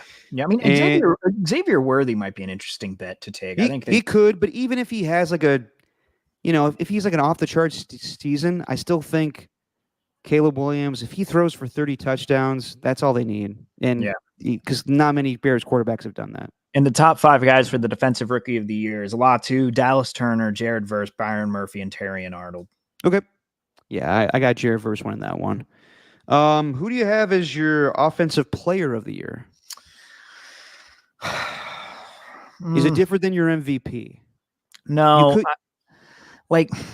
I think it will be. I don't think CJ Stroud's going to get offensive player of the year. I think they're going to try and give it to someone else besides a quarterback. Obviously McCaffrey's the favorite to win it again, but I think Breece Hall has a pretty interesting chance at winning it, but I think it's probably going to be Tyreek Hill. All right. Tyreek Hill's just otherworldly, so. I'll say this. We're recording this on Tuesday night. I wouldn't be surprised if Jamar Chase shows up tomorrow, but does not get his contract. And they just come to an understanding that he has to ball out in order to get it. So I wouldn't be the least bit surprised, despite not doing much training camp, that Jamar Chase just goes off this season in order to get his payday. So I'm going to pick him as my offensive player of the year. All right. Who do you have as your comeback player of the year, Steven? Rodgers. Makes sense. Rodgers. I'm going to go with, even though I think Rodgers will have a good season, I think this guy could be in the MVP territory conversation. He could be an MVP candidate because I just think he's got a good offense around him. I think Kirk Cousins will be your comeback player of the year, considering I'm giving the Falcons 13 wins. Okay. All right. You don't like that one? I think it's a good one. But I just, I guess it does gel with your prediction for them, but I don't think Kirk's going to be that great this year. I think he's going to get benched for Penix. Damn. All right. All right. And finally, who do you have as coach of the year? There's an interesting cast of characters here, but I think ultimately it's going to go to Matt LaFleur. Yeah, because I got the Packers going right up there, but I don't think like coach of the year is just such a tricky one because it kind of is more directed towards the new coaches who take you from this point to that point. I don't think getting the Bears to 9-8 is going to win Matt Eberflus coach of the year. Dan Campbell's not even within the top 10 in betting odds because he has largely the same roster and that same offensive coordinator. Andy Reid's not up there either. But Mike McDonald, he's another guy who could. Obviously, you see the Seahawks going 3-14, so take him off that list. But I think it could be likely that Matt LaFleur wins it. I'm going to go with Sean McDermott because he lost a lot of players this offseason. They're going with a different type of offense, a different type of defense. And I think this is going to be a big year for Josh Allen. He'll have to do the Patrick Mahomes thing of 2 years ago when they got rid of Tyreek Hill. It's going to be all on him. But I do think the Bills, I think they're going to be a better team than people think. So they, in my opinion, get the number 1 seed. So I know they were the number 2 seed a year ago, but it all depends on how it looks and expectations and when your GM gets rid of guys and you can still coach them up. So that's why I got Sean McDermott winning coach of the year. All right, finally, who do you have in the Super Bowl, Steven, and who do you got winning it? Oh, who do I got in the Super Bowl? We're just going straight to it. Let's do it. Unless you want me, do you want me to go down to the playoffs? No, let's get right to the Super Bowl. Okay. I have the Detroit Lions and Cincinnati Bengals, both of my 1 seeds in the Super Bowl, and I have the Lions winning it all. And you want to know the reason why I have that? Because Dan Quinn's a good actor in the new Applebee's commercial. Sure. You would say something like that. It's like, yeah, I thought it was pretty funny. No, it was good. It was good. I don't know. I mean, I thought, just keep the menu above the blips. He's a pretty good actor. But what really sold me on the Lions this year, and why I think it's kind of theirs to lose, and this might happen every year with them, but they're only playing like 2 games outside of a dome. Yes. And I think if they get the 1 seed, obviously that means they get the first round bye and they get home field advantage. If they have the number 1 seed, I think they cruise in Detroit. And I think ultimately with the Super Bowl in New Orleans, like it's not that far from them. I think this is primed for the Lions. And I just think their defense is ultimately what's going to put them over the top against the Bengals. Yeah, they could have a 99 Rams season where they basically played all their games in a dome. Yeah. I, for whatever reason, am doing a repeat of what I picked last year. I got the Bills and the Eagles in the Super Bowl. And yeah, I got the Bills winning it. I just think that people are sleeping on them. I think this could be Josh Allen's like America's game year where they say like, oh, he's too turnover prone. No one believes in him. And then he has one of his best seasons yet because he learns not to just, chunk it down deep. He learns how to play with new guys. Yeah, I got the Bills being the Eagles in the Super Bowl. It's fascinating, man. You're the only person I've heard with that. I know. Prediction. I know. But for whatever reason, I think they're going to be a more lax team. I think they're going to be I think that Stephon Diggs leaving. I think they're going to be more united now. Yeah. All right. So both of us don't have the Niners winning it. No, I mean I got the Niners getting to the NFC Championship, but I do think too. I think it's going to be a rematch with the Yeah. with the Lions. I just think the Lions are going to come out on top in this one, and you're not going to get some crazy final drive. I think I don't know. I just love the vibes of the Lions. They have the making of that sort of championship team, and I know I got questions about Jared Goff. I think I said that in our little season predictions or whatever, our season preview. Yeah. I do have questions about that, but god damn it, when you're there with Ben Johnson, full season with Jameson Williams, Jahmyr Gibbs, everyone on that side of the ball. On defense, their depth at the edge is a little questionable, opposite Aiden Hutchinson, but yeah, me. But I don't know. I still got confidence in them to win it this year. Yeah, don't be surprised if Jared Goff is in MVP contention with how many games they play in a dome. He could light it up this season. Yeah. All right, so there you go. Those are our season predictions for the year. Before we get out of here, we will save Jackass of the Week and Pop Culture Catch-Up for next time because we're kind of running low on time here. We got 2 games coming up on Thursday and Friday. So let's pick them now, Steven, before we come back for our first edition of Just Your Pregame Show, man, on Saturday. We got 2 games. The opener on Thursday night, Ravens at the Chiefs. Chiefs are favored. And just so you guys know, if you're new to this, me and Steven always pick the games. We do our hot sauce challenge. We'll pick the games, and then this time by next week, one of us will have lost in our picks. We'll do the full slate on Saturday. But one of us will lose, and we'll have to drink some hot sauce. So let's start things off. It's back. Wings or wangs. Or wins or wangs. Whatever the fuck we call this thing.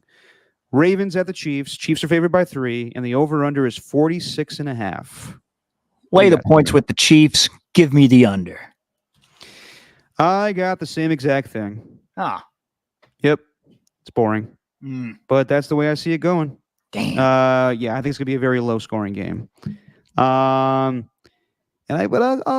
see Xavier Worthy scoring a touchdown in this game coming up on Thursday night. And then we got the game that nobody wants to play. God, Packers at Eagles. They're going to Brazil. First ever opening week international game, I believe, if I'm not mistaken. Yeah, I think that's right. And people have been told stay in your hotel rooms, don't leave. It's going to be super dangerous. I don't know why they're doing this, but they got to expand the product. And they can't even wear green. These 2 teams wear green because of the rival gang colors. They can't wear green. This makes no sense. Anyway, Packers at Eagles. Eagles are favored by 3. The over-under is 48.5. Give me the Packers to pull off the upset and give me the over. All right, I'm going with the Eagles. And I'll have them cover. I think it's going to be a push. I think they win by 3. And I got the over as well. There you go. All right, guys. That is it for tonight. Steven is rocking his Bobby Boucher jersey for the Water Boy. When we come back on Saturday, Steven, have you watched Adam Sandler's new stand-up special? Yeah, I've watched half of it. Yeah, I will give my opinion on that one. I watched it on the plane coming home yesterday. So I'll give you my opinion on that. And we will pick the full slate of games on Saturday, and we will review these 2 games on Thursday and Friday. And also, we'll be joined by a guest, I should say. And we were trying to make him come on tonight, but he's very busy with the latest news. So come Saturday, hopefully, he's scheduled to come on. We'll figure out the time and everything. But on Saturday, we'll be joined by Mr. Matt Mayoko, who likes hot cocoa. He'll join us. And we'll talk about the Niners and their offseason and everything. But, yeah, Matt Mayoko is going to join us. We're going to try to do this early on Saturday morning so I can watch Texas and Michigan because that will be one hell of a game, hopefully. Yeah. And I got to plan a wedding, which is much more important than Michigan and Texas. Yeah, that's fine, Steven. Just, make sure, we'll don't worry. I'll let Matt know that you got precious time. So, it sounds like we'll let Matt know that you need to watch Michigan and Texas. Hey, he'll understand that, and I think we'll get caught up in talking with him because Matt Maiocco is a huge Hot Ones fan. So I'm sure we'll talk a lot about hot sauce with him. Oh, nice. All yes. Right on. So yeah, look out for us early Saturday morning, probably at 8:00. Judging on when Matt Maiocco does this thing, he told me he wants to do it early, so I'm sure he'll pop on 8:30 with us. So there you go. We'll be back on Sunday. I mean, sorry, not Sunday, Saturday. Sunday's when we actually start doing this damn thing. Just Your Pregame Show, man, starts up on Saturday. Can't wait for football to start. Thanks to everybody in the chat tonight. Otis Bird is the word. The Ernie's Alon at the last second popping in here. AJ Cruz. Skills. Everybody showed up tonight. Danny Golding TV. Aram, our guy. And you know what's funny? No Tacky. And you know what? Didn't see a fake Derek pop in the chat tonight. Interesting. On that note, Walter must have been busy. On that note, say what you always say, Stephen. Yeah, it's just our opinion, man.